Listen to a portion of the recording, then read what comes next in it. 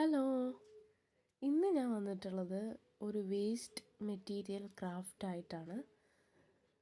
ഇത് ഒരു മരുന്നിൻ്റെ ബോട്ടിലാണ്. അതുകൊണ്ടാണ് ഇന്ന് ഞാൻ ക്രാഫ്റ്റ് ചെയ്യണത്. അതിന് വേണ്ടിയിട്ട് എം സിയിൽ രണ്ടും കൂടി ചേർത്ത് ഒരു ഡൗ രൂപത്തിലാക്കണം. രണ്ടും കൂടി ഒരുമിച്ച് ചേർത്തിട്ടില്ലെങ്കിൽ ഇത് പിന്നെ ഹാർഡാവില്ല. അപ്പോൾ അത് വന്നിട്ട് ഞാൻ ആ ബോട്ടിലിൻ്റെ മുകളിൽ ഇതേപോലെ ഒരു ഷേപ്പ് ഉണ്ടാക്കി ആദ്യം. എന്നിട്ട് അതിന് രണ്ട് കൈയും ഞാൻ വെച്ച് കൊടുത്തു.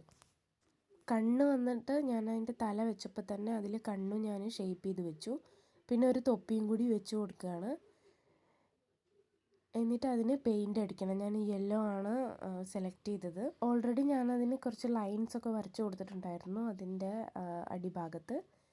എങ്ങനെയുണ്ട് എൻ്റെ ഹണി ബീ? നന്നായിട്ടുണ്ടോ?